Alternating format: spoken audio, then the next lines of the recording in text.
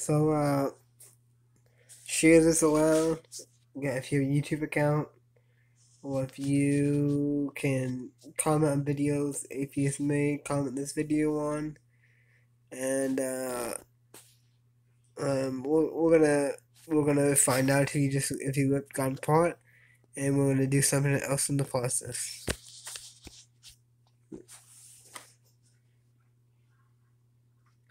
Already watch.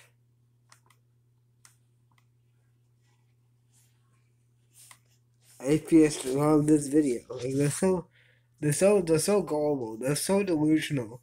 They're so don't God exists. They're willing to fall from the stupidest arguments, the most stupidest statements. One, the spiritual blind discussion. Two, they don't need context and so on. So we're gonna watch this video. We're gonna rip atheism apart. Another very vast problem is the idea of an immaterial mind. All we know about minds is that they exist within some kind of a physical house, a human brain or... No, you do not. You don't know if a brain has a mind. You assume because it has manifestations of the mind. And two, you don't absolutely know anything in your worldview.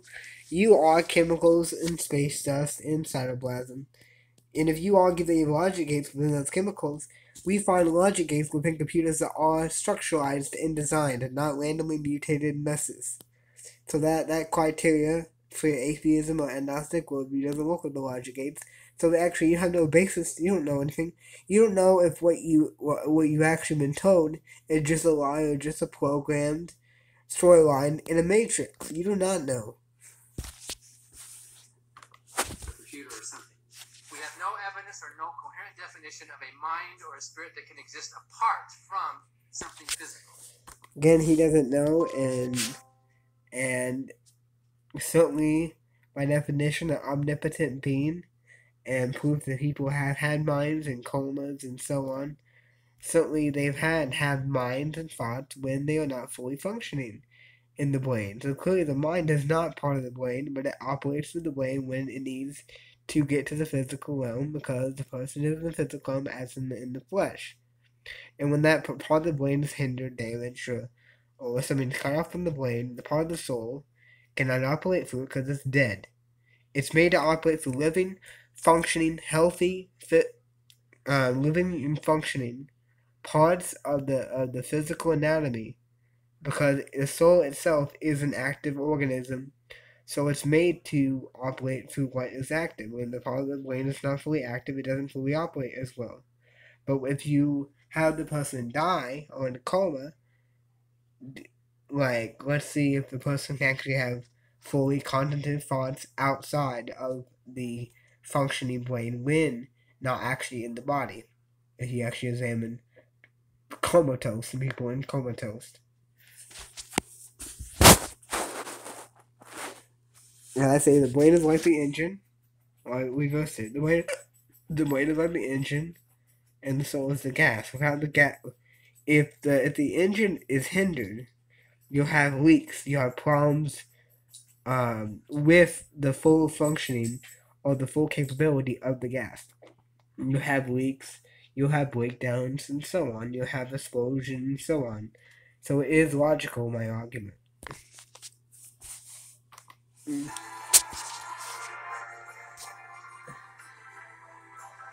Forgive me.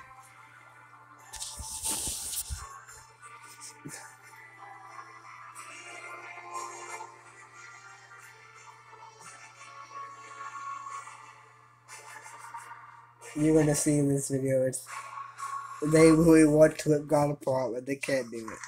Another evidence for the non-existence of God is that all these God believers claim, virtually without exception, that believing in God makes you a better person, makes you more moral.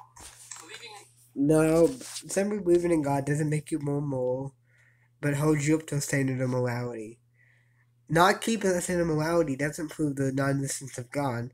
It just proves the incapability or the hypocrisy or the inconsistency of the person's belief into his lifestyle. It doesn't prove that God doesn't exist, but those that claim that God exists are not really believers in God, but believers in their own imagination as to what they want to accept and what they don't want to accept because they want to live their own life while believing in God. And not all gods are the same, anyhow. So you can't use Allah and other gods because other gods don't agree with each other within the text of the books and within characteristics of origin, paganism, and so on. When Christian God is unique and holy, and it can be proven. Anything trying to pinpoint him to paganism has been disproven. You look in the ancient historian Egyptian writings of the dead, none of it backs up. Okay. God is how you can live the good and right life.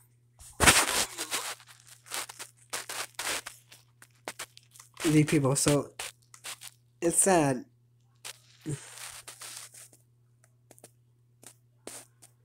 They're taking out on God because they actually hate God because they know His law. What they want to take out are the people that claim that they follow God. You know, you see, like, they've been hurt by the church system. They've been hurt by people that claim God. It's not really His fault. Because you look at the Bible, God condemns them. But certainly they don't look at the Bible. Look at the lives of believers. You don't see better lives. You don't see Muslims are not more moral people than atheists. They don't love their children anymore. They don't provide for charity anymore. Muslims, Christians, and Jews were just about the same. In fact, in America, non-believers score better than Christians do on a lot of these moral.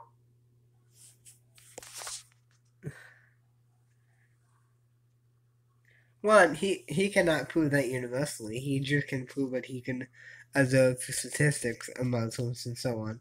And when we don't see the same God, and one, atheism has no basis for morality, and so he's arguing that atheism are moral, when according to atheism, it's all evolutionary determinism and natural selection.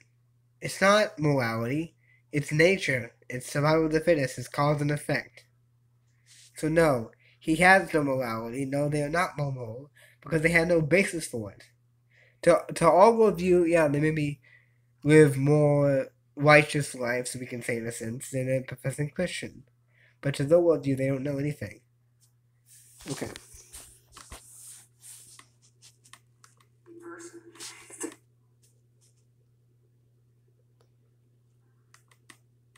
God believers don't agree with each other. So where is this absolute murders? Then why do no believers agree on what they are? Take the death penalty, for example. Better person. Makes you more moral. Believing in God is how you can live the good and right life. But when you look at the lives of believers, you don't see better lives. You don't see Muslims are not. This is a fallacy, what he's building up. It's called the straw man.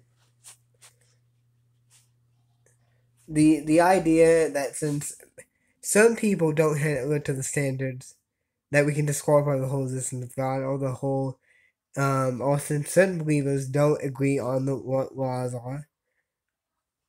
We, true Christians, a lot of us do agree on fornication and lust and so on being a sin, but to us, right and wrong, righteousness, if we are convicted in our own mind that something is sin, it's a personal conviction. So there's personal conviction and universal conviction. So atheism argues is it subjective? It's both personal and universal according to us. Fornication and lust are universally sin. Masturbation is universally a sin. Not eating pork is a personal conviction, but not universally a condemned sin. But if he sins, if he's a law in himself, if he sins against his own conscience, he is sinning. Anything that's not of faith, anything that's not trust of the truth, or trust of whatever, the truth or that he's safe, is a sin. More moral people than atheists. They don't love their children anymore. They don't provide for charity anymore. Muslims, Christians, and Jews were just about the same. In fact, in America, non-believers score better than Christians do on a lot of these moral, charitable things. And if there is a God who gives us these absolute moral standards, then why do no believers agree on what they are? That's so. What? No, no. He could just, once again, he can't make that statement. That statement is not possible to make unless he can examine all those who claim God. He didn't do that. He examined probably a statistical amount. No, we do agree. He needs to work harder. And us not agreeing about what is right and wrong, or what is righteous and unrighteous, doesn't disprove God. It just makes us, those that claim Him, look incoherent. Doesn't God incoherent, but his people that claim Him look incoherent. Death penalty, for example, or abortion rights, or gay rights, or euthanasia, or women's rights, or doctor-assisted suicide, or stem cell research, you name it. You will find devout, praying God believers falling on both sides of those issues. God believers don't agree with each other. Because they don't know the true God. God would condemn that. That's scientifically murder. That's that. And homosexuality is an abomination unto God. There's an abomination unto you, what's disgusting unto you, which can be changed, which can be, you can eat pork now, and was an abomination unto God. Now, it's still kind of an abomination unto you, because it can hurt your health in a sense. We're talking about dietary laws. But if you have faith that you can consume it, and you consume it in right balance, you're fine. Because really cow meat and all kinds of stuff is all contaminated.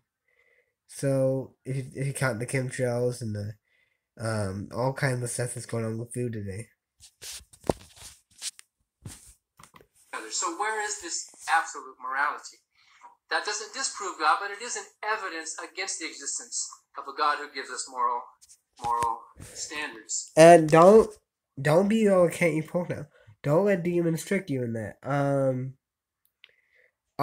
Because if you're gonna do that same logic, then don't eat cow either, because you don't know if that cow had some pesticide or some injections of poisons of formaldehyde and so on in the meat, so you can't eat cow either. That's why we gotta pray in faith. Like, I know the food is poisoned. I pray in faith to eat it. I'm not tempting God. Now, if I personally knew it's offered unto an idol, and I eat it, knowing that I'll get so on, there's a difference tempting God and just acknowledging logically that it's poison. Yes, it's contaminated. I can still eat it because it's the same time of the word in my prayer. Okay. And not just the meat, the vegetables too. And so listen, you have to realize that you basically can't get around it. We just gotta pray in faith that God will cleanse it. You know?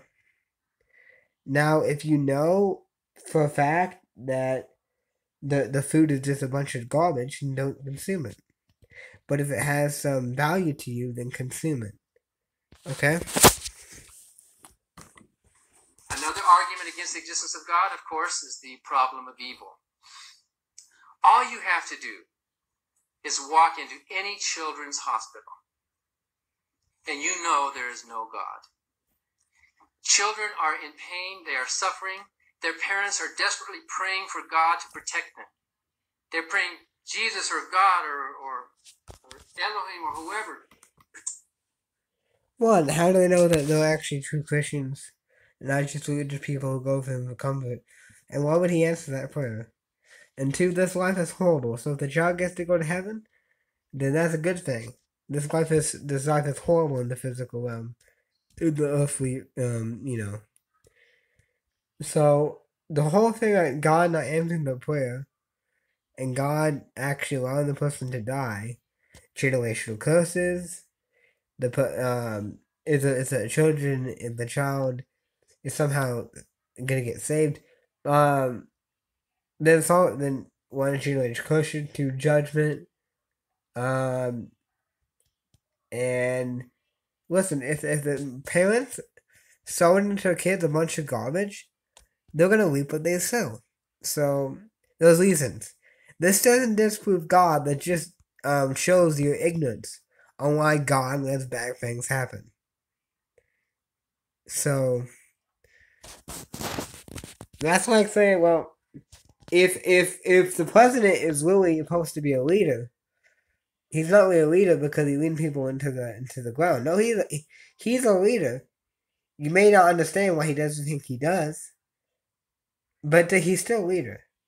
This is you're really trying to build a straw man on this. Protect my child, and the children die. They don't survive. Occasionally, according to statistics, some of them will get better, prayed for or not.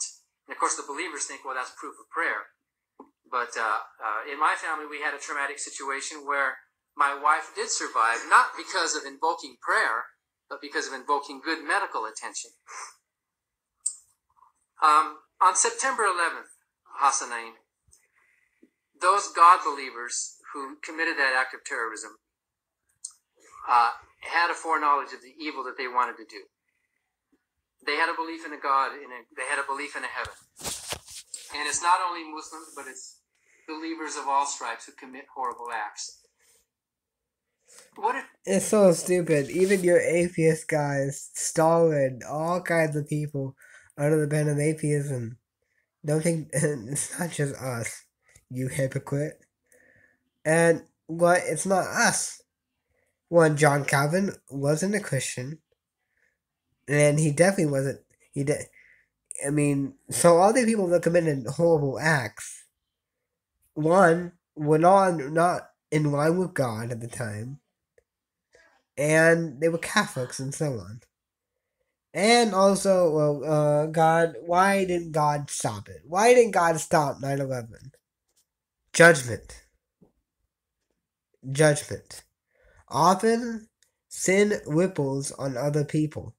They don't get punished for it, but they suffer the effects of it because God has to judge.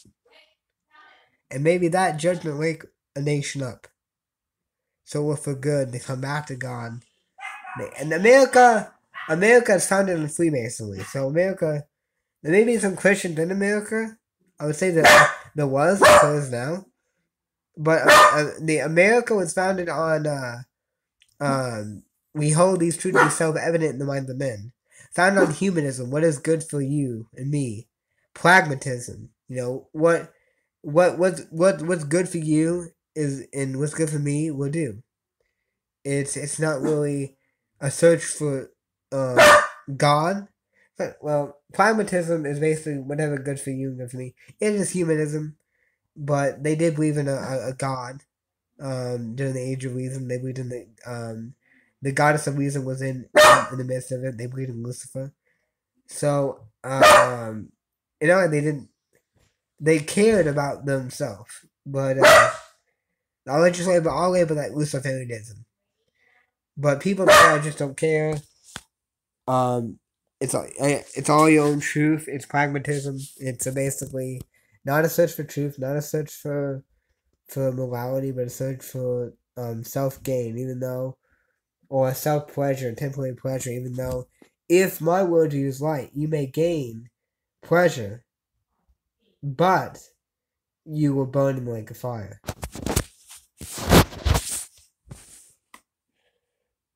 If you had known what was in the mind of those terrorists, what if you had known about it in advance?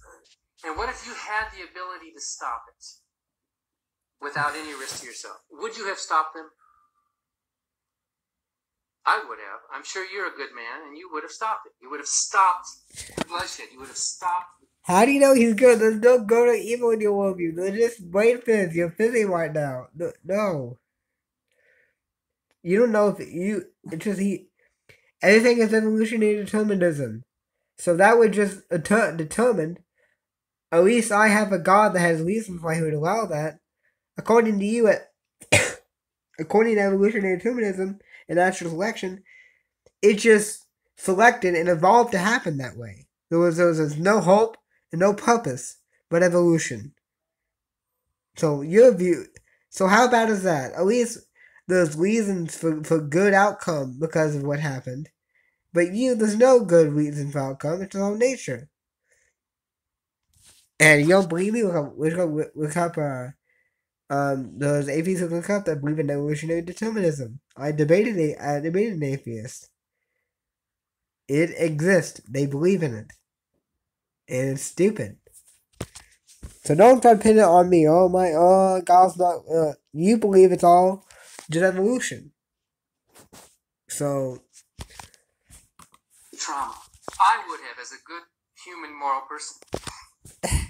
How do you know what's moral?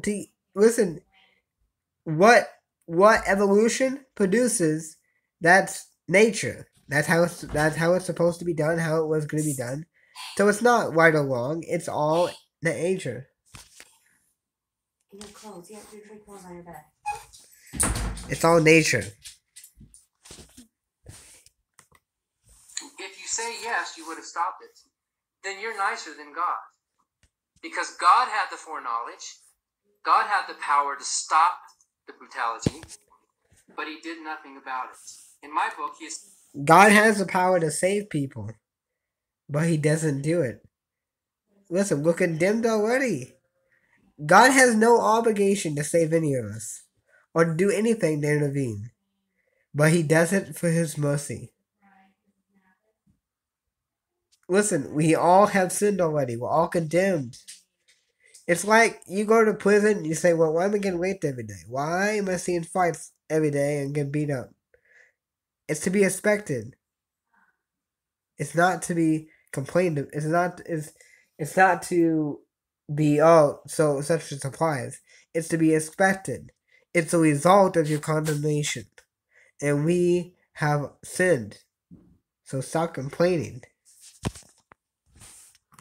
Something of a moral accomplice. Also, besides these evidences for God's non-existence, I don't see any need to believe in a God. You can live a good moral life, a happy life, a reasonable life, a compassionate life. Even Jesus said, they who are whole don't need a doctor. Well, most of us atheists consider that we are not sick. We are not sinners. We don't have this need for some master of... Then why are you guys so selfish and full of lust and full of idolatry and not narcissism? Indeed, you guys are sick. But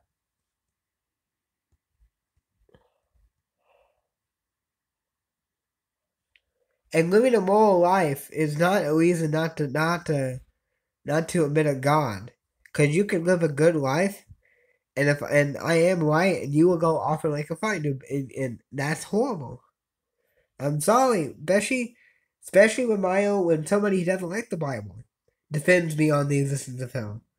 She knows about it. They dug underground and they heard screams. It happened. Hell was real. You may try to deny it, but you're gonna go there if you don't repent. Saying the sky isn't blue doesn't make the sky not blue. Just like saying God is not real doesn't make God not real. Saying you're not gonna go to hell doesn't mean you're not going to hell. You're not making anything disappear. You better hope hell's not real. But all the hoping won't save you.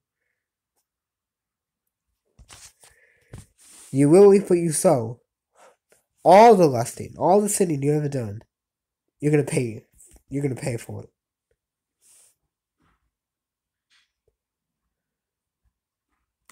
There to whom we can bow as a slave. And we can live good lives without the belief in a God. The God that's I don't believe in God. I know God. Certainly, 100% does not exist. I know it, and you can know it as well. Because he doesn't know anything. He's just a bunch of space dust. If anything, it would be hypothetical. No information. No way to verify if it's even information or just an illusional frequency coming up through the brain. But he can't verify any truth or any false or anything like that. No, he doesn't know anything. He doesn't know if all this is just a vivid dream. When he was 1 year old, he got hit in the back of the head with a Tonkin trucker horn, and he's been in a coma ever since. He doesn't know. You don't know for certain. You have no absolutes. Because it's a different type of a question. It's a question of certainty. For example, if I said, You're not certain about anything, again. You have no basis to make these claims. And if you're right, I don't have any basis to make those claims either. We're just all a stupid, we're just all mutated mess, stardust in the wind. We have no purpose, no meaning, no nothing. There's no reason to live, according to an atheist. Not at all. Wonder why so many of you commit suicide. Because there's no reason to live in your worldview.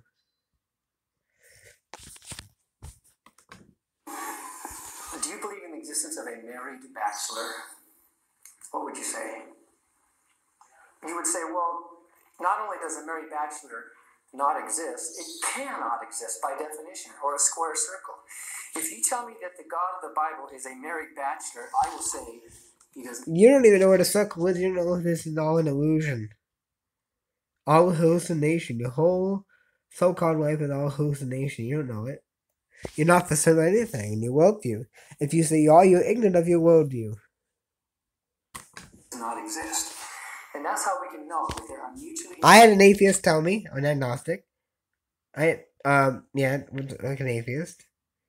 Say to me, he doesn't know if an apple is an apple. I mentioned it to him, and he doesn't know.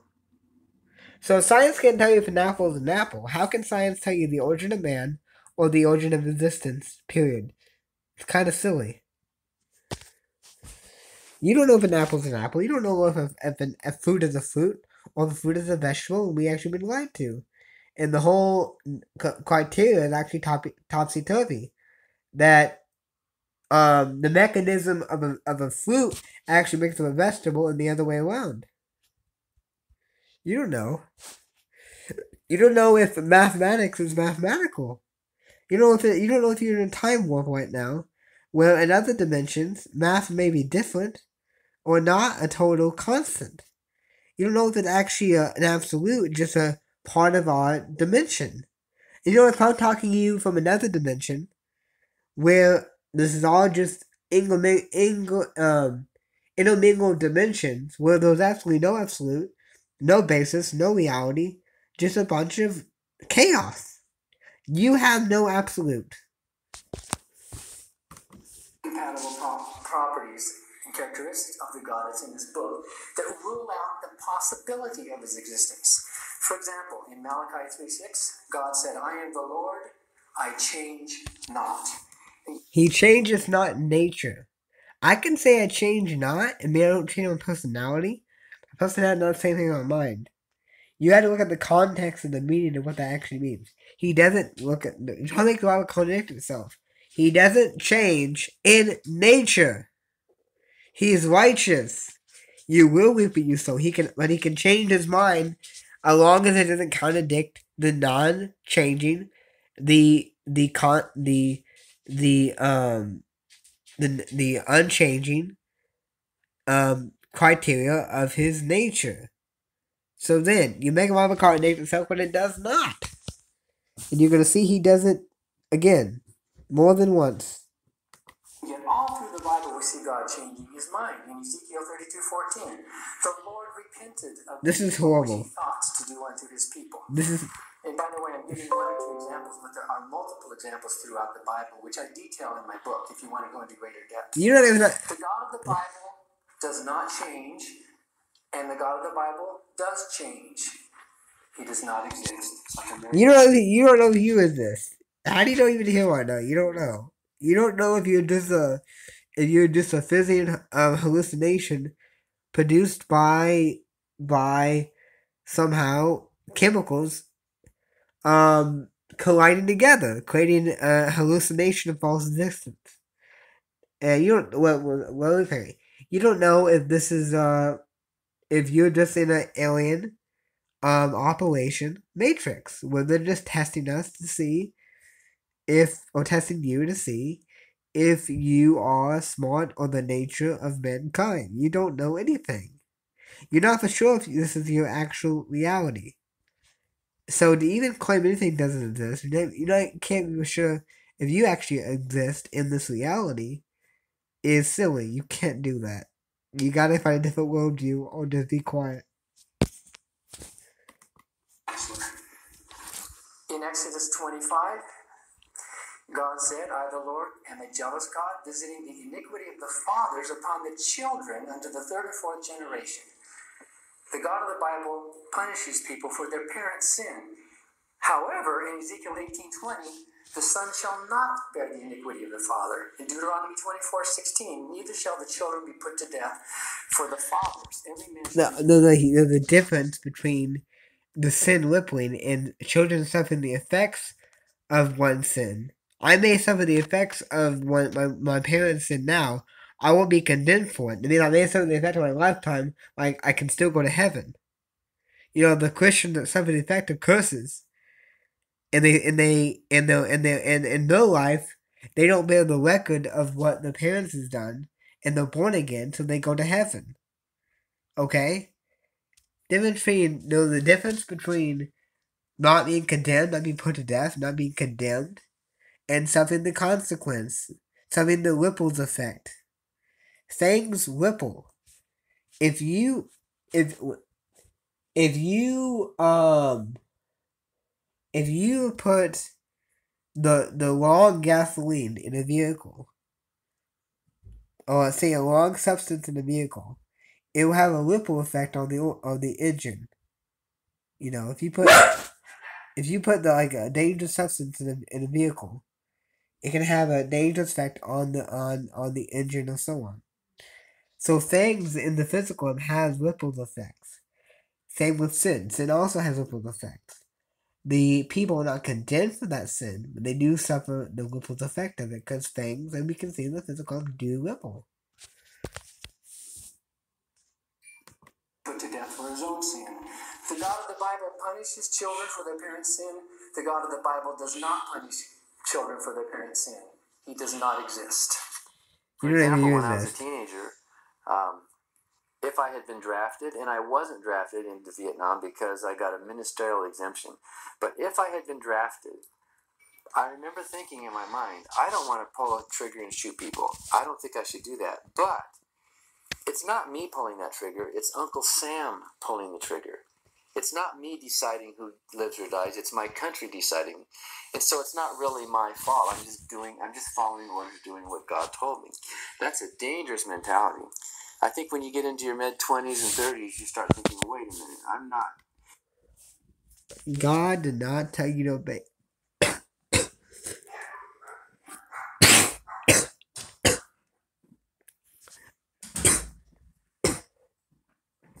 People misinterpret Romans 13.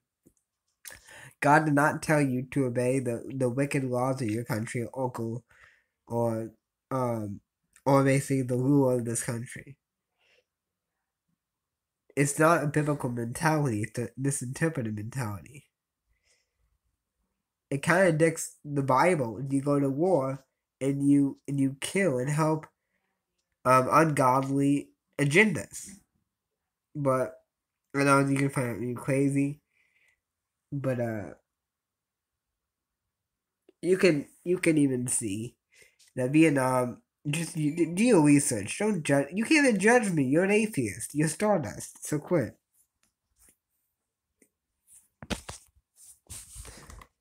It's easy to draft young people. And I think this whole mentality of godliness is a kind of delayed moral development. It's kind of like, I'm not going to think for myself. So I would have said... You do think to yourself. You think whether you're going to obey or disobey. Here we go. Would have said the genocides in the Bible were the right thing to do, regardless of whether it was moral. I might have even said it's immoral. It's wrong by human standing, but we don't judge by human standards. We let God judge by his higher wisdom. And so I guess you would have said if God ordered you to do the same thing to your own children or anything, you would follow those orders. Exactly. There's the danger of faith. That's the danger of obedience. That if I was convinced that God had told me to do this, then it wasn't me doing it. Hey, don't blame me. It's the Father. And if there's a problem with what I'm doing, it's his fault. And you really want to get in trouble with the Big Daddy? He's the one making these decisions. That's so stupid. You're acting like God would tell you to murder your children.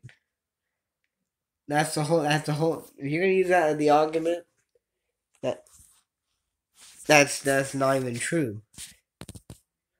It's not a danger of obedience.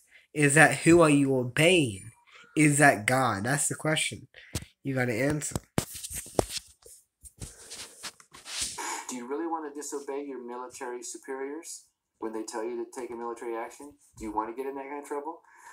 Fortunately, there are some people who say, yes, I do. There are some people who disobey military orders, and you and I might call them heroes, right? Because who knows if the sergeant or who knows if the generals are actually doing the right thing, but there's this sort of childish mentality that happens in many religions, and with some young people who are in the military, that I'm going to show what a good person I am, follow the orders, and maybe earn the medals and earn heaven, and that's how I fit into this world. I don't have to for myself.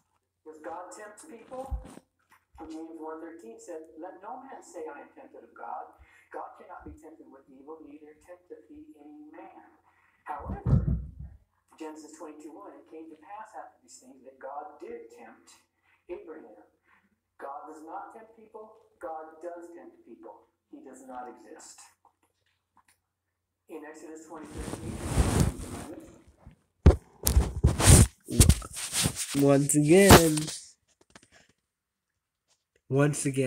God doesn't tempt anybody directly. We can see that, but God can tempt you indirectly. God can test you using demons or using circumstances. Yeah, he can send you using demons or put his hand off you, but he doesn't directly tempt you. He just puts his hand off you and allows you to be tempted. But he's not directly tempting you. So God doesn't tempt people. Again, a misunderstanding. thou shalt not kill. In Leviticus 24:17, a different phrasing of it, a different Hebrew word. He that killeth any man shall surely be put to death. However, we find in Exodus 32, thus saith the Lord of God, put every man his sword by his side, slay every man his brother, his companion and neighbor. 1 Samuel 6, the people lamented because... When the difference between murdering for selfishness and ungodly anger just because you're angry, and killing to prevent the spreading of a generational curse or poison throughout a land or people. There's unrighteous killing and righteous killing. Okay? Because the Lord had smitten many of the people with a great slaughter. The Bible is filled with examples of the biblical God committing, commanding, and condoning killing. The God of the Bible says, don't kill. The God of the Bible says, kill.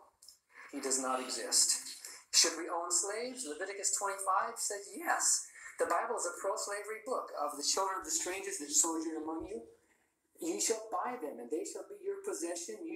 They shall be your...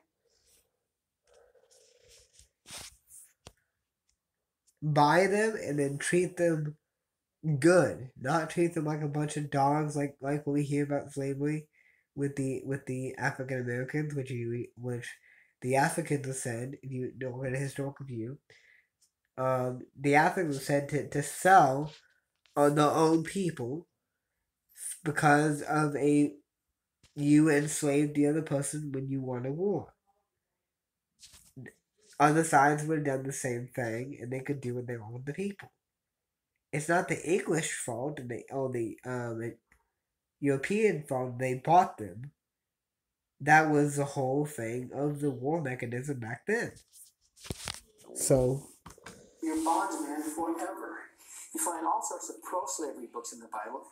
You can sell your willing servant servant. into the hand of the children, and so on. Even Jesus said that some slaves you ought not to beat as hard as other slaves. He was that compassionate. As slaves, obey in all things your masters, it says in Colossians. Wait. When did Jesus ever say to don't beat your slave as hard as other slaves? Or did he say if you are beaten with The ones who know are beaten with many stripes, the ones who don't know are beaten with few stripes.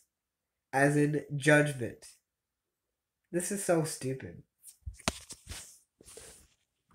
However, Isaiah said, undo the heavy burdens, let the oppressed go free, break every yoke.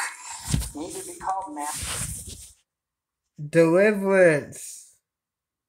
Master as a leader. A spiritual leader. Not a spiritual evangelistic bring someone to Christ, but like a pastor. He doesn't take things in context. This is a horrible video. Masters, for one is your master, even Christ. The God of the Bible is pro-slavery. The God of the Bible is anti-slavery. He does not exist. God is on trial. God claims to be omni-good. He claims to be all good. If a teacher in a classroom is giving an exam to a student, and a teacher sees one of those students hurting in some way and refuses to help, then that teacher is guilty of some kind of an accessory to the continuation of that student's pain. Now, you admitted you would have stopped 9/11, and so would I, and so would everyone in this room have stopped it, right? So if your God is all good, he is on trial. Do you see the point of the problem of evil? He claims to be all good, and you claim that. Because those things he allows, he has reasons to it, and he works out for better reasons, as in when a family or nation is drowning, when you are drowning, you seek for help, you seek for a life raft. You get it? If you pray to him, he will answer your prayers, but repeatedly, your prayers are not answered. He apparently cares more about the free will of Christian and Jewish and Islamic terrorists. Free will. Let's not go into that.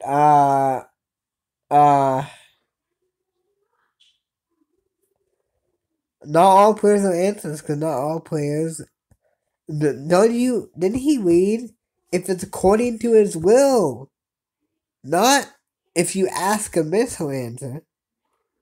If you ask according to your own selfish desire and sinful desire,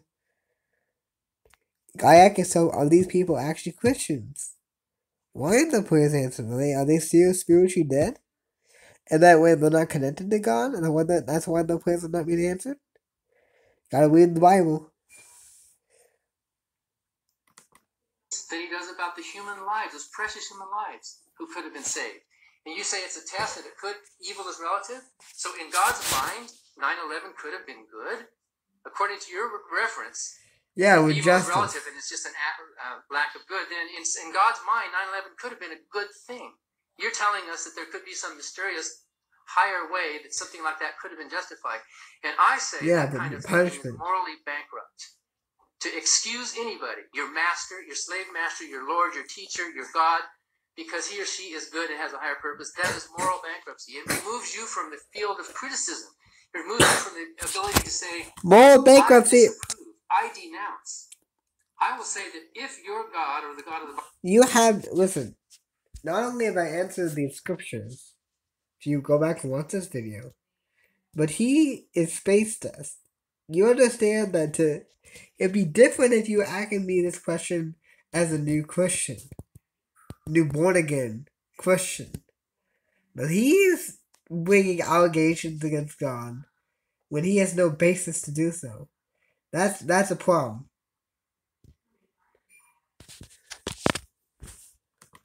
The Bible do exist, and if I am forced to meet him someday, then I will denounce him to his face.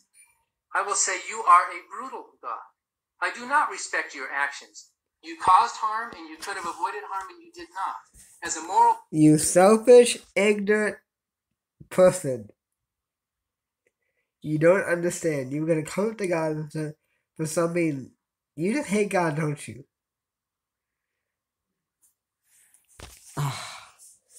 These atheists. He says he's a moral person. And doesn't know that he has no basis for morality. He's not a moral person.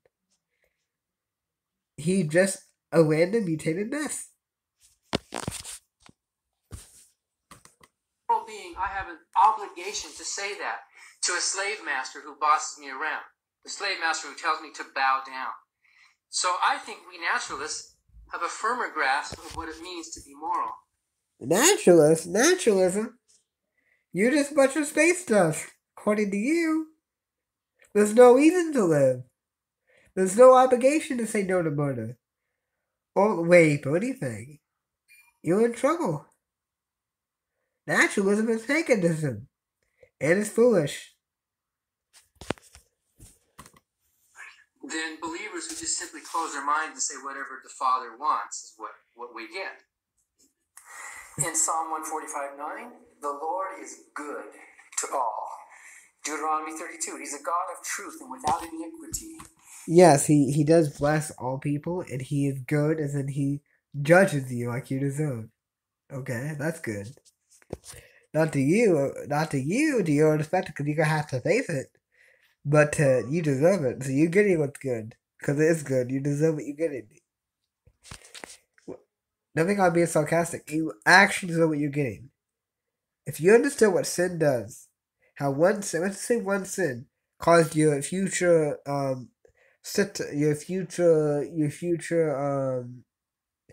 niece, or no, your future, sister, your future daughter-in-law, to get cancer because that one sin gave a demon a light on your bloodline to do that. Your fault. So when you realize what you have done, and it's all your fault, that God allows stuff. It reveals the wickedness and the wickedness of us, and so we can see that we are wicked. We deserve to be condemned. That's a good reason. Because obviously the people that are going to go into judgment, they try to say, oh, let's say, yeah, I went to church. I was a good person. But then when God shows them that, what are they going to do? All the sin they committed, everything they caused because they sinned. Every single sin. Let's see if they go speechless. And take the condemnation. However, and you find a lot of God is good verses in the Bible. Isaiah 45:7, God said, I make peace and create evil. Bara ra in the Hebrew. I, the Lord, do all these things. Lamentations 3, out of the mouth of the Most High proceedeth not evil and good. He doesn't speak evil. One, there's two ways I can address that. One, I heard evil. Evil can actually be destruction. It doesn't always mean evil per se. But also, God can put evil on the table. He didn't instigate it, but he allowed you to choose whether you wanted to do this or do that. He put it on the table for you. He wants obedience. This is not wrong. He deserves it. He created you. He deserves worship. He has a right to be jealous. Because what he has done to you, he deserves worship. He's not selfish. But he knows what he deserves. And he's going to get it.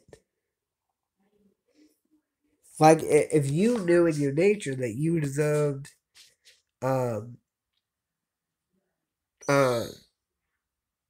help or whatever, doesn't make you egotistical to know within your nature and to strive to get it because your nature requires it, your nature demands it. But you're just operating according to your nature. Doesn't make God selfish.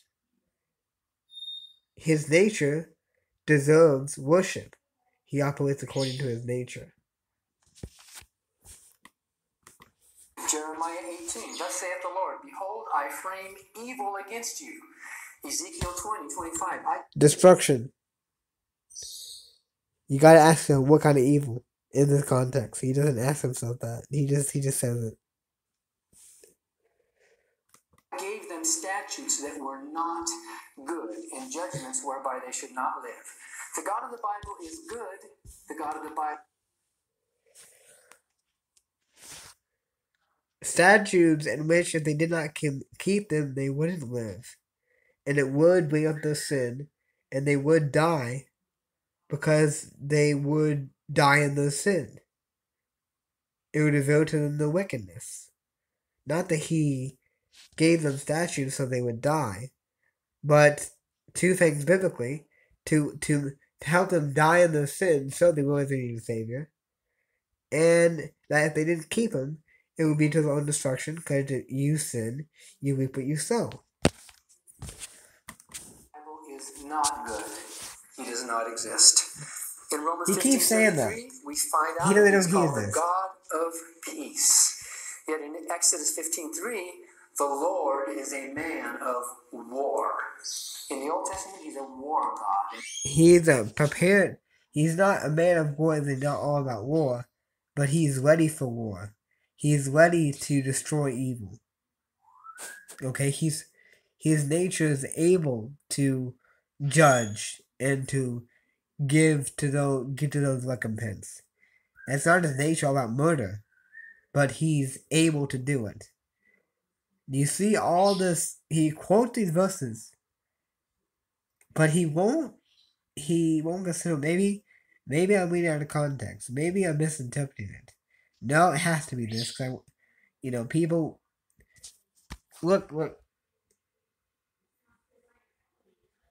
But to them, to atheists, it has to be these meanings, because if they can disprove the God of the Bible, they can disprove God, and which you didn't want to stand against. But as you see, as my answer, you can't disprove the Bible. You can only do it with your faulty assumptions, and not having basis to do so anyhow. And you can see his actions. He's a hateful, vicious, tyrannical, brutal, discriminatory war god. The God of the Bible is a God of peace. The God of the Bible is a God of war. He does not exist. The God of the Bible is a God of peace, and then he just like he's able to war, he's also able, and he wants to create stability and perfection among men. Doesn't mean he's a hippie or that he's all a malevolent God, but that his nature is able to judge, his nature is able to give to those what the recompense they deserve, the vengeance they deserve. And his nature also feels inclined, or is inclined, or is a part of his nature, or so on, to create peace and harmony and perfection among men in the ways of righteousness, not the ways of the wicked, not in wickedness. As in, create peace among sinners and saints. That won't work, because demons in them and light and darkness don't collide. They war against each other. They hate each other. It's just cause and effect. You understand? Because of the darkness, that's what's causing the war on that side. And the effect is the hatred, the contention, all this problems within both sides. Darkness and light they don't get along. What about his son? Jesus said, "Peace I leave with you, my peace I give unto you." And when he was born, on earth peace, goodwill toward men. However, Jesus himself said, "Think not that I am come to send peace on earth. I came not to send peace." This is classic. This is classic. A classic one. I saw this on Facebook. This is they classically misinterpret it. No, think not that he come to unite the wicked and the just, but that the wicked and just, the light will war against the darkness, and the darkness will war against the light. Not that he just wants to create chaos. Misinterpret it. He said to his disciples, "If you don't have a sword, sell your garment and buy one." The God of the Bible. Not being a wimp and letting yourself get beat up and beat to death.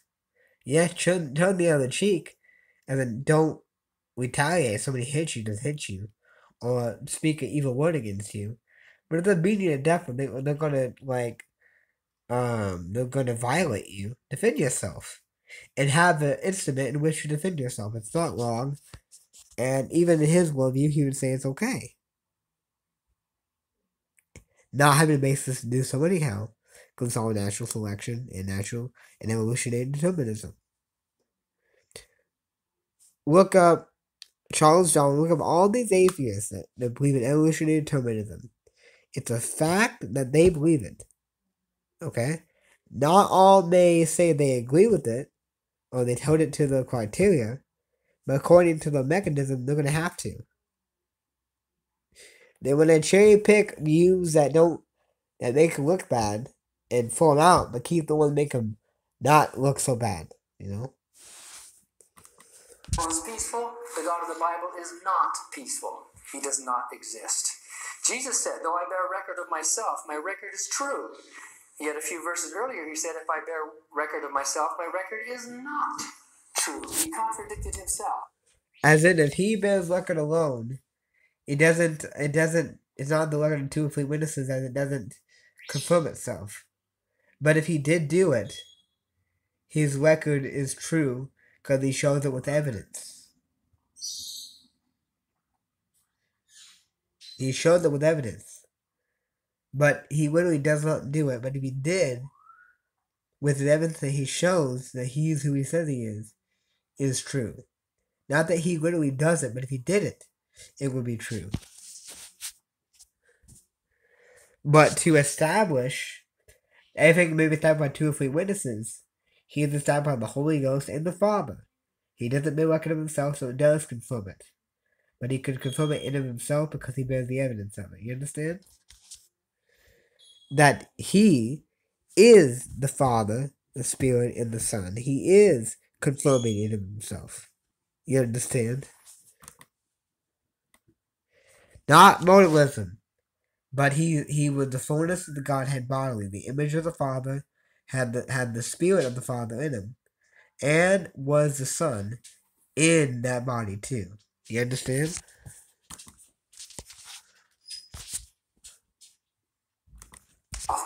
The God of the Bible's witness is true. The God of the Bible's witness is not true. He's a married bachelor. He does not exist.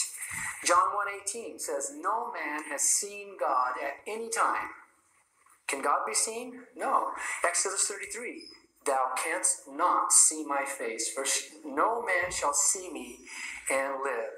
And on and on. 1 John in the New Testament, no man hath seen God at any time. However, in Genesis 32, for I have seen God face to face.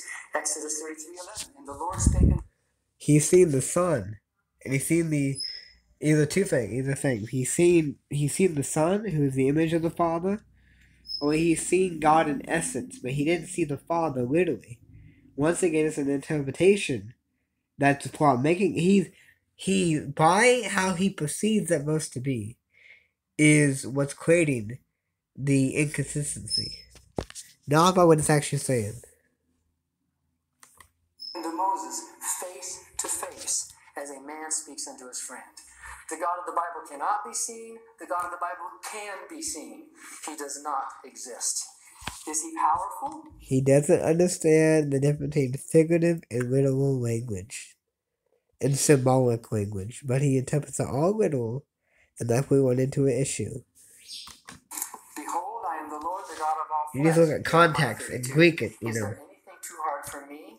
Jesus said, with God all things are possible. And yet in Judges 1:19, read this. The Lord was with Judah.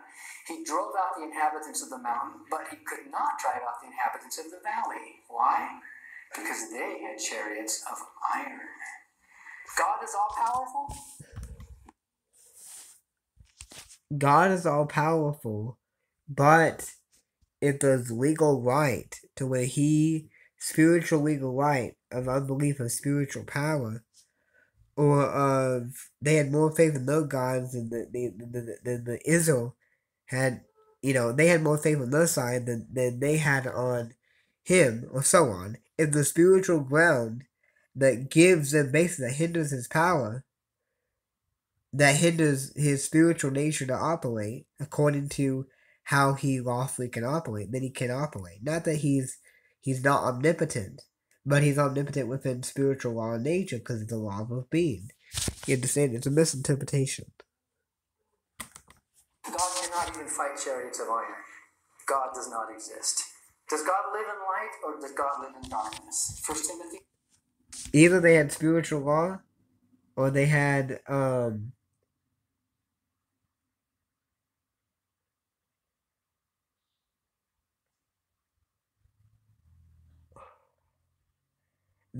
in whom, I mean, yeah, in spiritual law, definitely.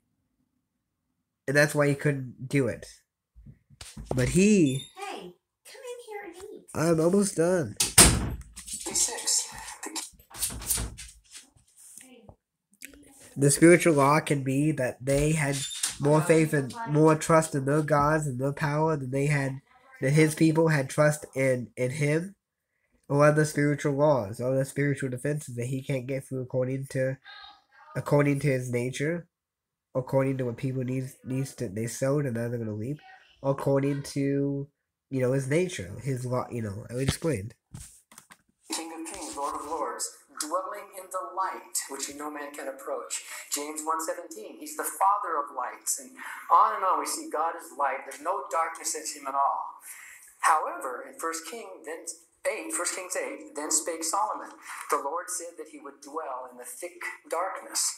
1 Samuel 22, he made darkness, pavilions round about him, dark waters and thick clouds of the sky.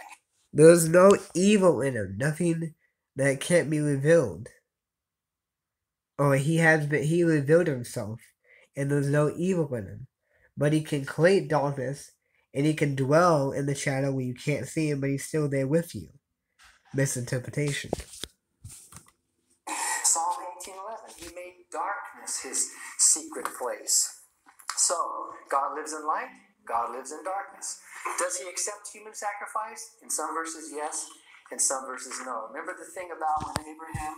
Lawful sacrifice, righteous, selfless sacrifice, not selfish, religious, hypocritical sacrifice. Unrighteous sacrifice. Asked Abraham to sacrifice his son Isaac. By the way, Abraham should have said, no way, I'm better than you, I'm not going to kill my son. You prideful, arrogant.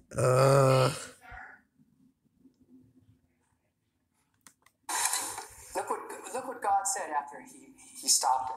He said, lay not thine hand upon the lad, neither do thou anything unto him, for I now know that you fear God, seeing that you have not withheld thy son.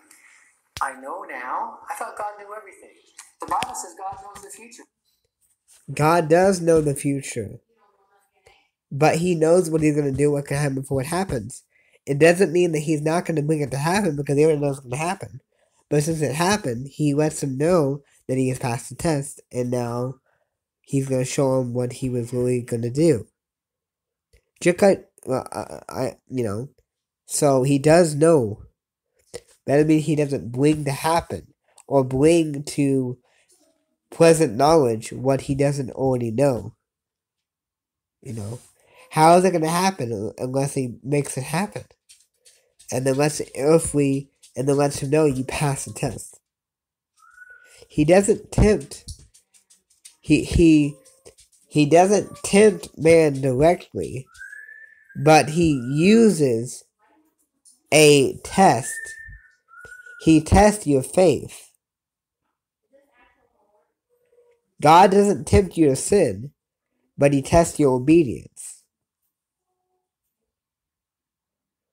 Okay, you understand that? God uses things. God uses circumstances to test you. But he doesn't directly test you to sin or tempt you to do evil. But he does indirectly test you through circumstance and so on. You understand? It's a misinterpretation. But here he is saying, I didn't even know. The Bible even says God searches and understands all the imaginations of the heart.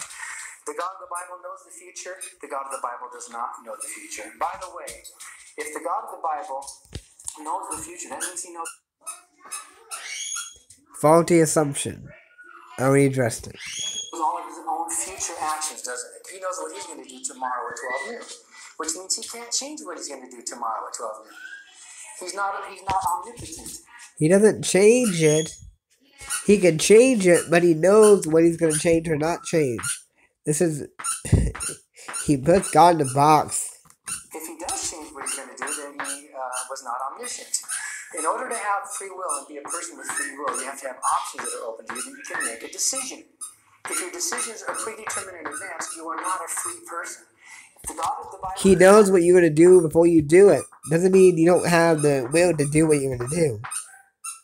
He puts God in a box. And is a free personal being who knows the future, then the God of the Bible does not exist. Since we have no good...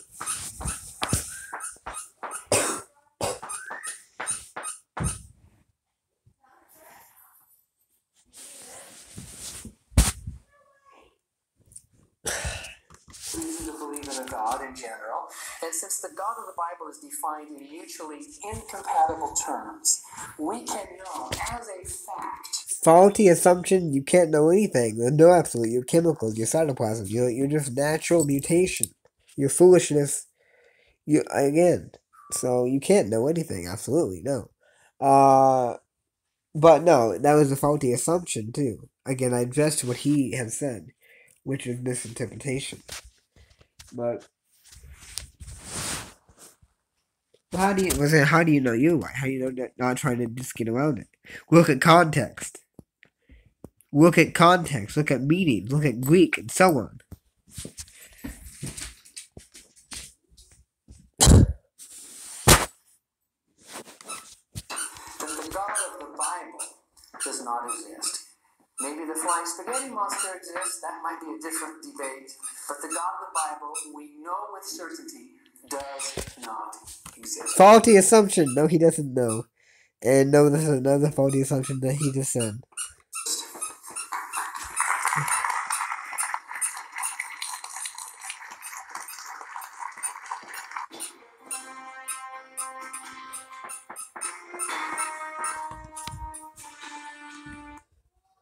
Fighting their best to disprove God, but it didn't work out for them. As you saw in this video, the best intent, good versus good cases he used, but faulty assumptions.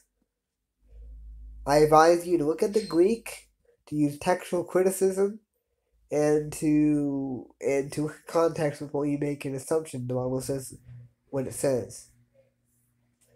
Okay, so